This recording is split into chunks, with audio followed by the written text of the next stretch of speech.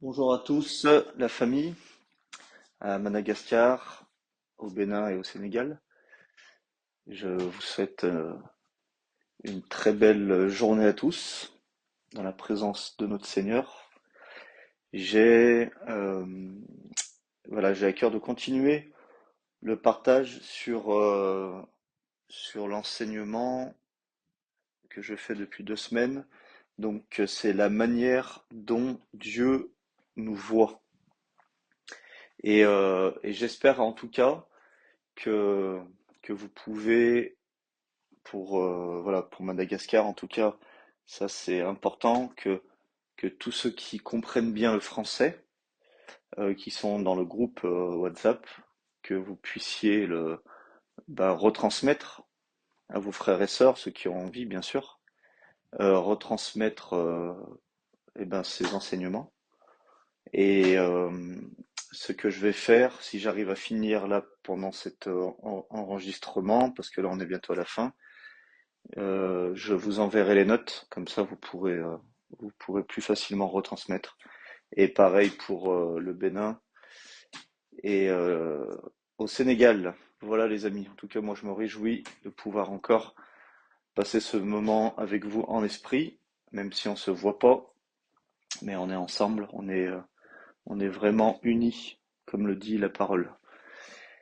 Donc, on avait vu plusieurs choses par rapport à la manière dont Dieu nous voit. On avait vu la dernière fois, surtout avec la parabole du fils prodigue. Euh, Là, on voyait que l'image du fils qui s'était éloigné du père, c'était nous avant. Et l'image du père, c'est l'image de Dieu, Dieu le Père, qui nous accueille et qui nous pardonne, qui oublie nos péchés, qui nous met cette robe de justice, qui nous aime vraiment euh, de cet amour inconditionnel malgré tout le mal qu'on a fait, donc on ne mérite rien. C'est vraiment cette image du Fils qui ne mérite vraiment rien du tout. Lui, il était prêt à aller manger avec les serviteurs, de vivre avec les serviteurs de son père. Il n'avait pas du tout demandé d'être fils, de retrouver cette statue de fils, mais il voulait juste retourner chez son père pour avoir une meilleure nourriture et une meilleure vie. Et du coup, son père l'a élevé à un niveau qu'il ne s'attendait pas, parce que il pensait devoir mériter l'amour de son père avec son amour à lui ou ses performances.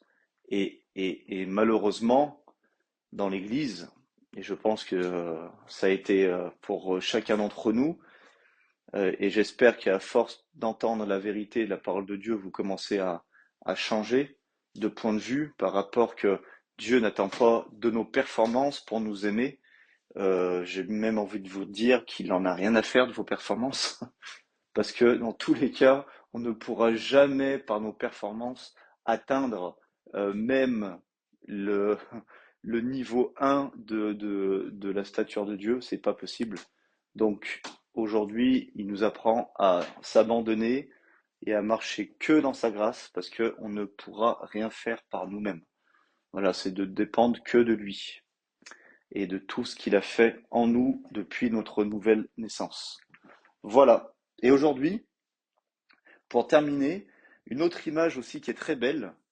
Vous savez, dans Exode, donc on va pas prendre parce que là on parle de 15 chapitres, mais dans Exode de 25 à 40, il y a toute une description du tabernacle que Moïse a reçu de Dieu quand il était en haut de la montagne. D'accord? Et cette description est très très très précise. Vraiment, c'est tellement précis que ça dure 15 chapitres.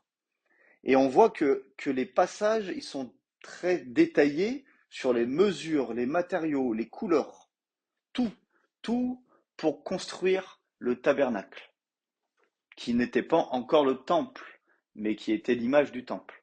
Et d'ailleurs, dans le livre, je sais plus, ça doit être dans 2 Samuel ou dans Roi, quand Salomon construit le temple, eh ben, c'est exactement pareil. Il y a énormément de chapitres qui nous donnent tous les détails de la construction du temple. Mais par rapport au tabernacle ou au temple, dans le temps de Moïse, avant qu'une personne pénètre dans le tabernacle, d'accord, il y avait une porte. Et ça, on peut le voir dans la parole, mais aussi si on est un peu intéressé par l'histoire juive, il y a tout un détail qui était noté dans la loi juive. Et cette porte pour rentrer dans le tabernacle s'appelait, la porte s'appelait le chemin. Et c'est vraiment cette première porte que les sacrificateurs devaient prendre pour entrer dans le tabernacle. Après, donc on parle toujours des sacrificateurs, bien sûr, parce que le peuple n'avait pas le droit de rentrer. Une fois qu'ils étaient dans le tabernacle, ils devaient se laver, se purifier dans un bain. D'accord? Donc c'est aussi des images de nous avec le baptême d'eau et le baptême du Saint-Esprit. Mais ça, passons. Ils devaient se purifier et pour rentrer dans le lieu saint, d'accord, il y avait une deuxième porte qui s'appelait la vérité.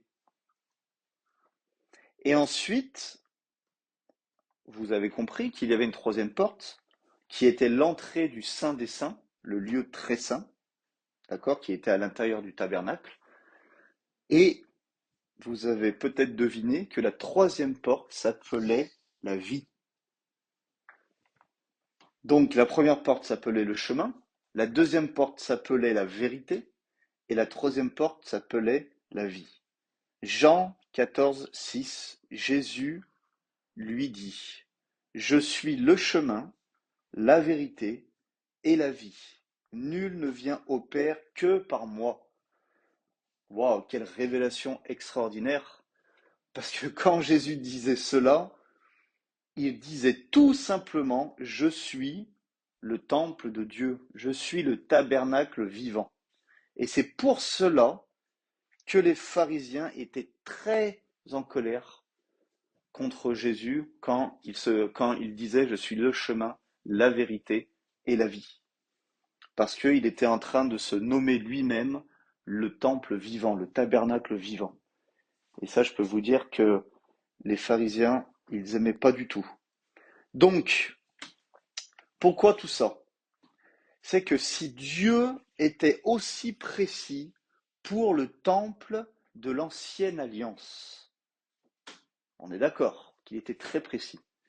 Alors, imaginez comment il est précis pour le temple de la nouvelle alliance. Et mes amis, quel est ce temple de la nouvelle alliance? Est-ce que c'est l'école euh, là-bas à Diego Suarez? Est-ce que c'est chez Apollinaire? Est-ce que c'est dans les maisons à Calavi au Tooué au Bénin? Non, le temple de la nouvelle alliance, c'est nous-mêmes. Donc, soyons conscients de l'importance de comprendre cela, que nous avons une valeur inestimable aux yeux de Dieu et que Dieu nous a voulu et établi afin de pouvoir être porteurs de sa présence. Parce que n'oublions pas le rôle du temple, c'était pas pour faire une belle maison ou une belle tente, mais c'était pour porter la présence de Dieu. C'était pour que la présence de Dieu il puisse habiter quelque part. Donc si le tabernacle ou le temple de Salomon était créé pour porter la présence de Dieu, alors le nouveau temple qui est nous, notre corps, eh ben on est porteur de sa présence. Donc, j'ai même envie de vous dire que nous sommes aussi appelés le saint des saints. Dans 1 Pierre, je crois, il dit je suis saint ou vous êtes saint car il est saint.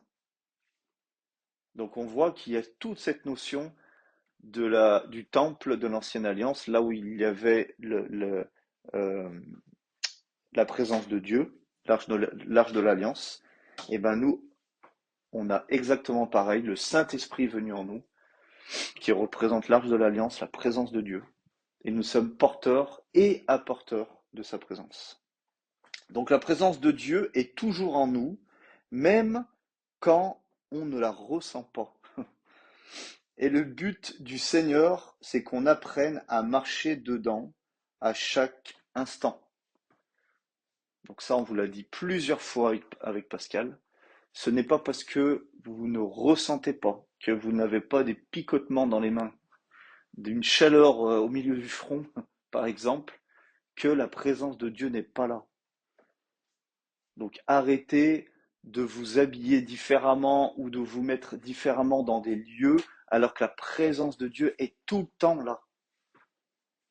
Je suis désolé de dire ça parce que je sais que c'est encore beaucoup dans la culture africaine, mais si vous vous habillez différemment pour aller faire l'œuvre de Dieu ou pour aller dans un lieu pour un culte pour Dieu, c'est qu'il vous manque encore une révélation. Déjà, première chose, Dieu en a rien à faire de comment vous vous habillez, parce que Dieu est esprit, il regarde par votre esprit. Et votre esprit, il a une seule robe, c'est la robe de la justice, c'est tout. Il n'a pas un costard-cravate. Ça, c'est la première chose.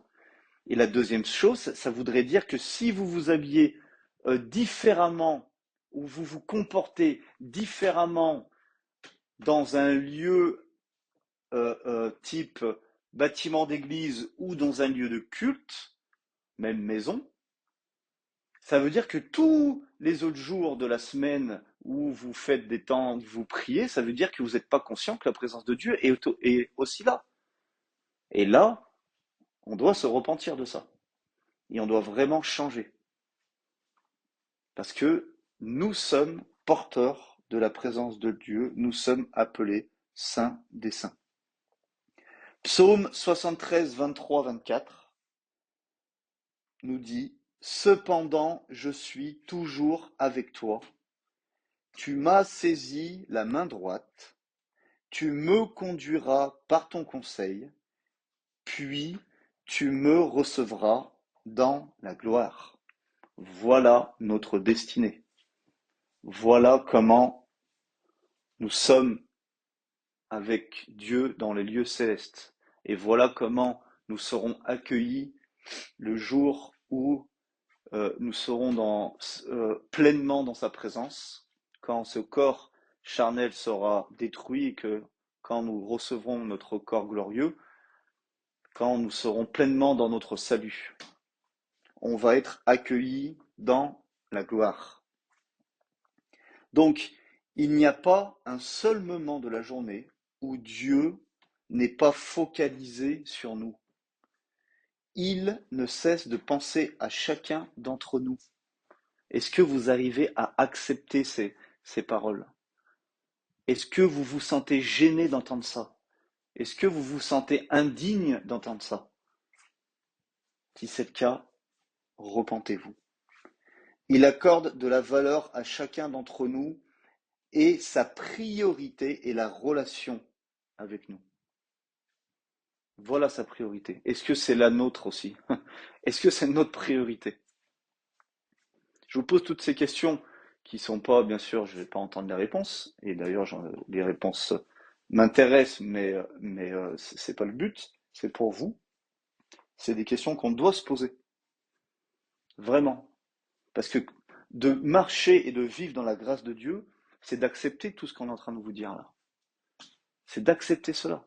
Parce que si on se sent encore indigne, ou si on dit non, c'est trop, eh ben c'est que on n'a pas encore reçu la révélation de l'évangile, de la bonne nouvelle. C'est qu'on a encore minimisé l'œuvre à la croix de Jésus-Christ.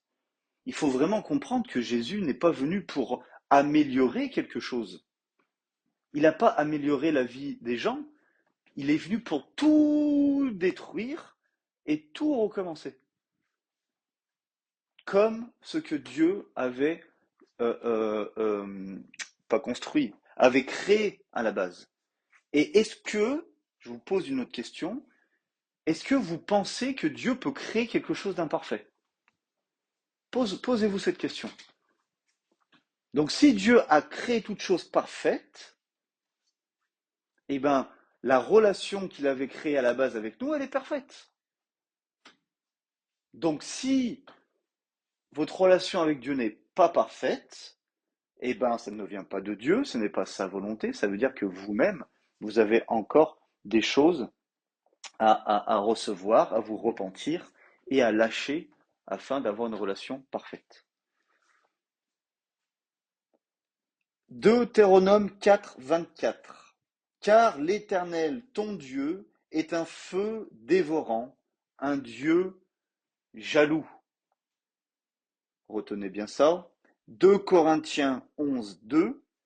Car je suis jaloux de vous d'une jalousie de Dieu, parce que je vous ai fiancé à un seul époux, pour vous présenter à Christ comme une vierge pure. Vous savez, pour que Dieu soit jaloux de nous, on doit vraiment être spécial. Je ne sais pas si vous vous rendez compte, pour que Dieu soit jaloux de nous, c'est qu'il doit vraiment nous aimer d'une façon qu'on ne se rend même pas compte. Il nous veut que pour lui, ça veut dire.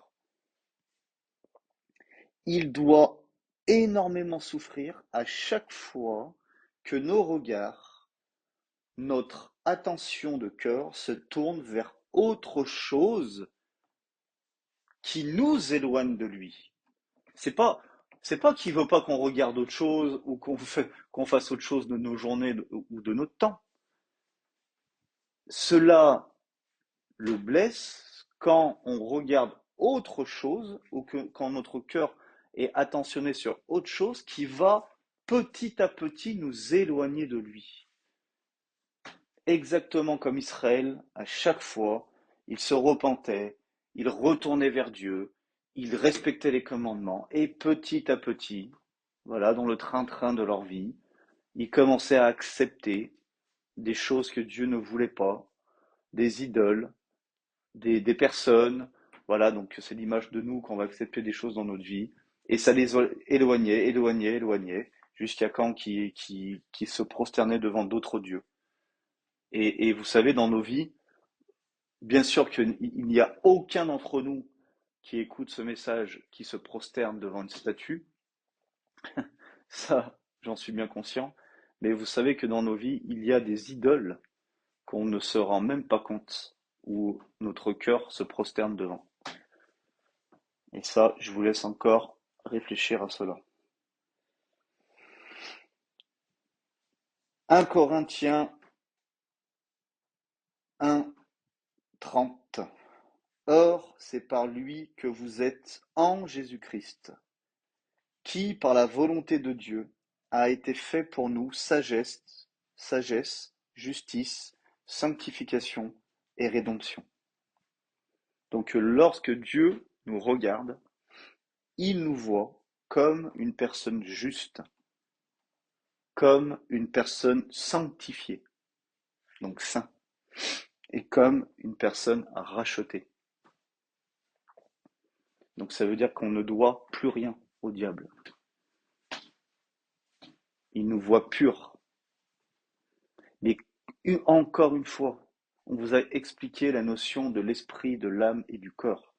Quand tout ce que je viens de vous dire là, pendant ces 20 minutes, ne regardez pas à votre âme qui n'est pas encore parfaite et à votre corps qui ne sera pas parfait tant que vous êtes sur cette terre. Vous avez reçu un tiers de votre salut complètement. Et le un tiers, donc c'est 1 sur 3, c'est votre esprit. Votre esprit est parfait depuis votre nouvelle naissance.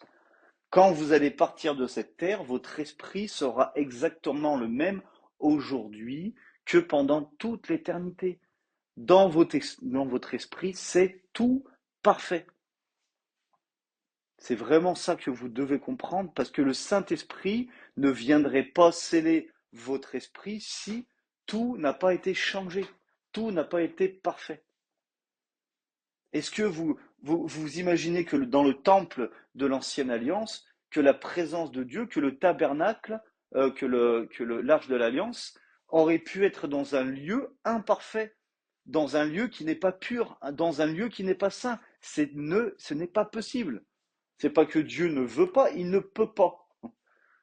C'est sa nature, il est saint, il ne peut pas être dans un lieu qui n'est pas saint. Donc, dans votre esprit, là où il y a le Saint-Esprit, actuellement, donc vous êtes fait esprit, âme et corps, et votre esprit, actuellement, maintenant, quand vous m'écoutez, il est saint, pur, racheté, sanctifié, juste, il est parfait. Il a tout reçu. Et Dieu vous regarde premièrement par ce biais. Il vous regarde premièrement par votre esprit.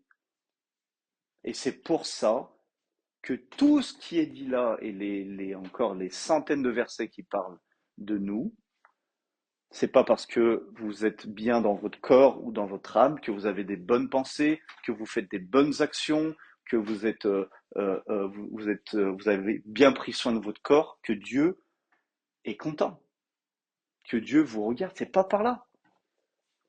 Si, je je vais même vous dire un truc qui va vous choquer.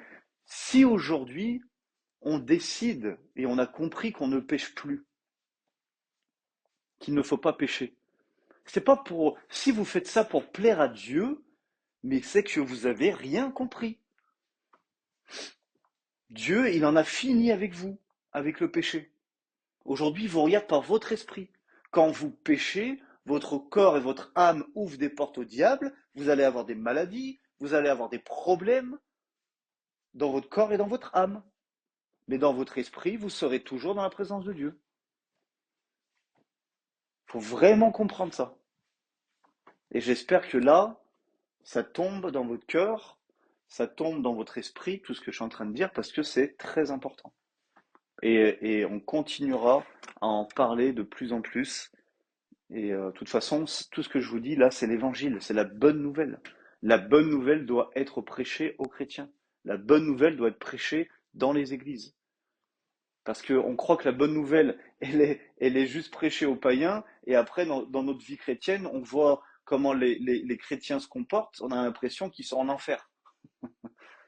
Non, on doit vivre la bonne nouvelle ici-bas sur terre. On doit la vivre déjà, on doit la ressentir, on doit la manifester. Et dans votre esprit, il y a toute la puissance de Dieu. Et je peux encore aller très très loin. Et on ira très très loin. En tout cas, moi je sais que je suis appelé que à parler de ça, parce que c'est ce qu'on doit vivre, recevoir. On en a marre des exhortations, on en a marre des petits conseils, de faire, pas faire, pour soi-disant ne plus pécher, pour être juste. Mais tout ça, pour moi, c'est à la poubelle. On n'essaye pas d'être bien pour on n'essaye pas d'être juste pour être appelé un jour juste. On marche dans la justice parce que nous sommes déjà justes. On n'essaye pas de se sanctifier pour être un jour saint. On se sanctifie parce que nous sommes déjà saints. C'est des résultats de ce que nous sommes déjà. Parce que si on fait le contraire, ça veut dire que c'est par nos performances qu'on va essayer d'atteindre un but. Et ça que je vous dis, c'est à la poubelle, ça. Faut plus penser comme ça. C'est parce que vous êtes saint que vous vous sanctifiez. C'est parce que vous êtes juste que vous arrêtez de pécher. Et là, il y a une puissance extraordinaire qu'on arrête d'essayer, mais on le fait parce qu'on est déjà. C'est pas compliqué de faire des choses parce qu'on est déjà. C'est pas compliqué. C'est pas compliqué de parler français parce que je suis français. C'est pas compliqué pour moi là, parce que c'est ma nature. Et ben c'est pas compliqué d'être juste parce que vous êtes déjà juste. Voilà les amis, je m'arrête là parce qu'autrement, là je peux parler pendant des heures et des heures. C'est déjà assez long, 25 minutes. Donc je vais voir, je vais vous envoyer parce qu'il reste un petit peu de choses à dire, mais je pense que je vais vous l'envoyer par écrit et comme ça vous pourrez méditer sur tout cela. Vous avez de quoi faire pendant un petit moment. En tout cas, je vous bénis au nom de Jésus et je peux vous bénir, d'accord? Parce que Vous êtes déjà bénis en Christ. Vous êtes bénis de toute bénédiction. Éphésiens 1:3. Voilà, il faut apprendre aussi à recevoir les paroles dans la Bible et de mettre notre foi dedans, de croire que c'est déjà fait. Voilà, bah, je vous souhaite une belle journée et j'espère à très bientôt.